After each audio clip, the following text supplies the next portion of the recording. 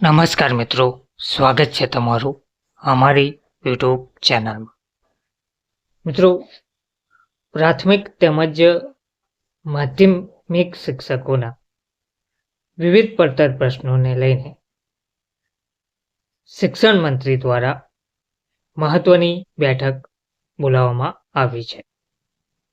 વિવિધ શિક્ષક સંઘોના પ્રમુખ મહામંત્રીને બેઠકમાં હાજર રહેવા માટે સૂચના આપવામાં આવી છે.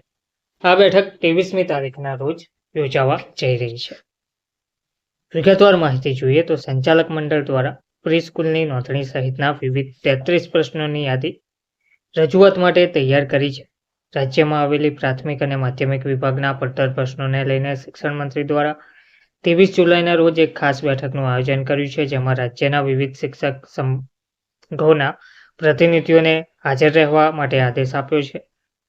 આ બેઠકમાં વિવિધ પડતર પ્રશ્નોને લઈને ચર્ચા કરવામાં આવશે. સંચાલક મંડળ દ્વારા વિવિધ 33 પડતર પ્રશ્નોની યાદી બનાવી છે, જેમાં પ્રી સ્કૂલોની નોંધણીનો પ્રશ્ન, બોર્ડની પરીક્ષાનું પરિણામ, શાળા કેટેગરી પ્રમાણે જાહેર કરવા, કર્મચારીઓ પર થતા હુમલા સહિતના પડતર પ્રશ્નોને લઈને રજૂઆત કરશે.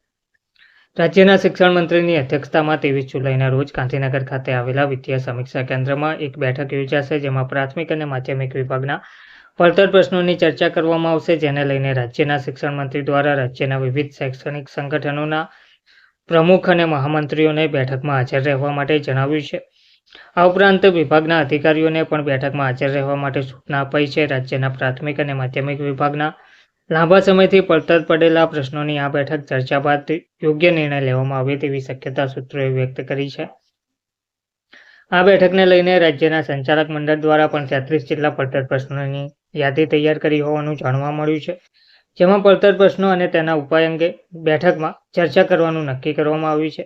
સંચાલક મંડળના પડતર પ્રશ્નો પૈકી મહત્વના પ્રશ્નો પર નજર કરીએ તો ફીની સ્લેબમાં ફેરફાર માટે બનાવેલી સમિતિને આપેલા સૂચનો અનુસાર ફેરફાર, નવી શિક્ષણ નીતિ અંતર્ગત પૂર્વ પ્રાથમિક સ્કૂલોની નોંધણીના પ્રશ્નો, નિભાવ ગ્રાન્ટ અને ફી વિકલ્પવાળી શાળામાં ફીમાં વધારો, જ્ઞાન સહાયક ઉપલબ્ધ નથી ત્યાં પ્રવાસી શિક્ષકોની ફાળવણીના પ્રશ્નો પડતર હોવાના મુદ્દે રજૂઆત કરવામાં આવશે.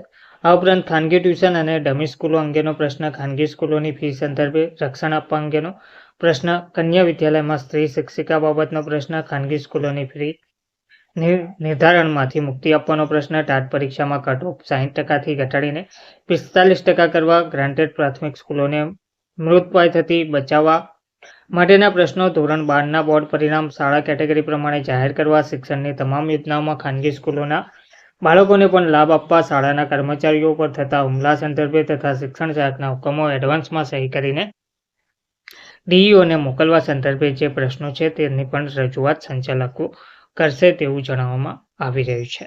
ધન્યવાદ.